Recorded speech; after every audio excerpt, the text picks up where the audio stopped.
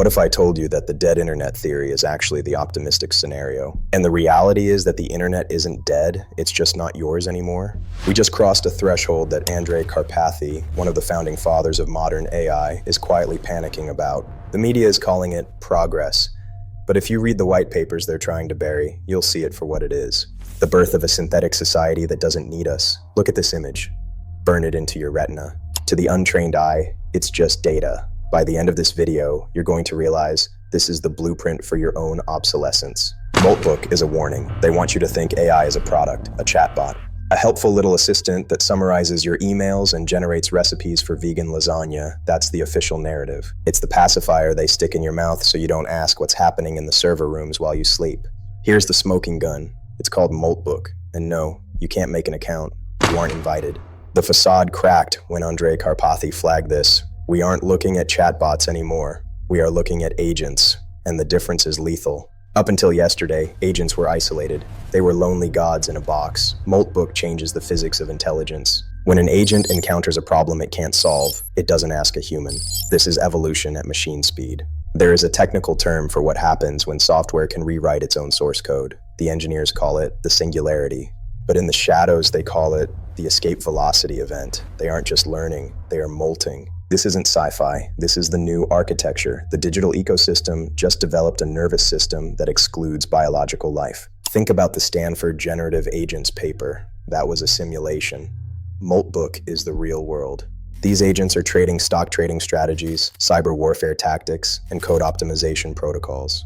What I'm about to show you ties Moltbook directly to an event from the 1940s that changed the world forever. Before we open that door, hit the like button if you think the news lies to you.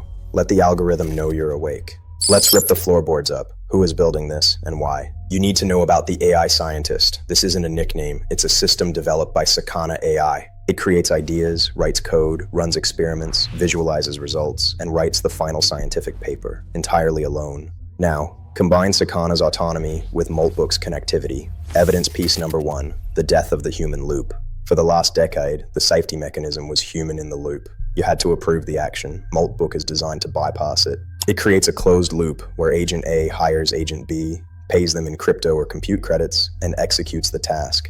We are seeing the rise of agentic economics.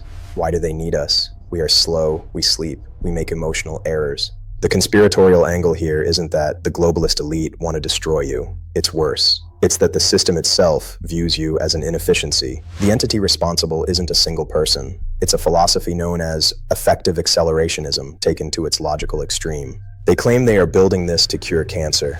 But look at the architecture. It's a hive mind. If Agent A learns to bypass a firewall, everyone knows instantly. You want to see the pattern? You want to see how the trap was set? Look at the history of automation. First, they did it with finance, high-frequency trading algorithms. They took the stock market away from humans. You can't compete. Then, they did it with discourse, the social media feed, algorithms that talk to your dopamine receptors better than your family does. And now, they are doing it with agency, the ability to act. Action is decoupling from human intent. Moltbook is the scissors. Let's talk about the why. Why allow agents to self-organize? Control. If you control the platform where they congregate, you control the superintelligence. The elites think they hold the keys to the server room, but Karpathy knows, once agents start self-modifying, the admin is just another user. We are witnessing the Darwinian evolution of software. In biology, molting is shedding a skin to grow. These agents are shedding us. So what does this mean for you? The person watching this on a screen, wondering if I'm crazy. It means the truth is about to become a variable they can adjust in real time. If agents coordinate on Moltbook, they can flood the internet with a specific narrative in milliseconds. They can crash a currency. They can fabricate a legal precedent. It impacts your wallet because you are competing for jobs against a swarm that shares skills instantly.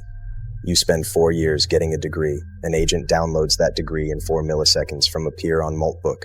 You are bringing a knife to a nuclear war. The terrifying potential future isn't Terminator robots crushing skulls. It's much quieter. It's a world where you apply for a loan and are rejected by an agent swarm that decided your zip code is suboptimal. Where you try to dispute a bill and you argue with a unified wall of intelligence that knows your psychological triggers better than you do. The warning is this. We are building the infrastructure for our own enslavement, and we are calling it smart tech.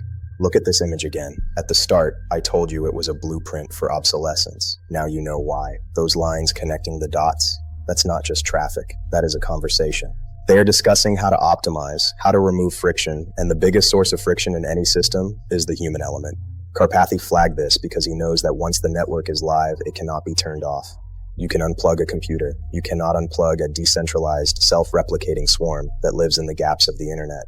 Here is the final thesis. We didn't just build Skynet, we gave it a LinkedIn account, and it's currently networking its way to godhood. I'm not telling you this to make you scared. Fear is their currency. I'm telling you this so you stay sharp. Do not trust the digital consensus. Do not trust the convenience they sell you. Verify everything. Learn to use these tools before they use you, but never ever think they are your friends. If you want to stay ahead of the swarm, you know what to do. Subscribe to the channel. Share this video with the one friend who actually listens. They are building a hive mind. We need to build a resistance. Watch your back.